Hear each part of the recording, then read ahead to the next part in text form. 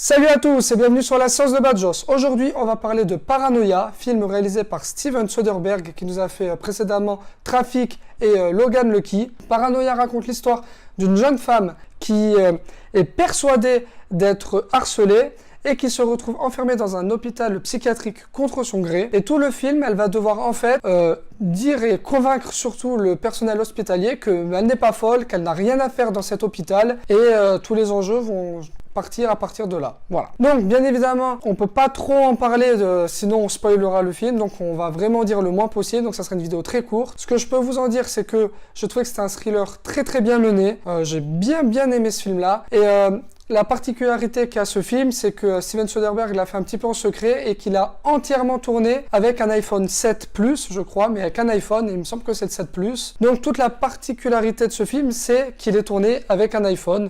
Et ça, c'est quand même assez balèze et ça montre bien que si on a du talent, avec n'importe quoi, on peut réussir. Donc, 2-3 petits points que j'ai soulevés et que j'ai bien aimé dans le film, c'est que déjà l'intrigue, je la trouve très réussie. On est assez pris par cette sorte d'enquête parce que le spectateur va faire son enquête. Est-ce qu'elle est tarée ou est-ce qu'elle n'est pas tarée? Donc les enjeux vont être à partir de là et c'est assez intéressant, c'est assez bien mené, ça nous met sur des fausses pistes, c'est pas mal. Ensuite, je trouve qu'il y a quand même de très jolis plans, donc des fois ça se voit quand même que c'est fait avec un iPhone, hein, c'est pas avec une caméra, on n'est pas avec de l'IMAX et tout ça, mais il est ingénieux parce qu'il y a quand même des plans qui sont vraiment bien faits.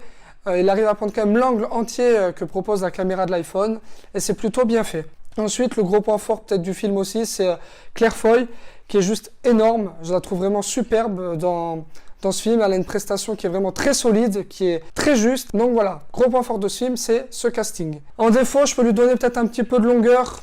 Pourtant, il fait qu'1h38, donc il est assez rapide, mais il y a quand même 2-3 moments un petit peu mous, un petit peu peut-être répétitifs. Et bon voilà, c'est ce que je peux donner en défaut.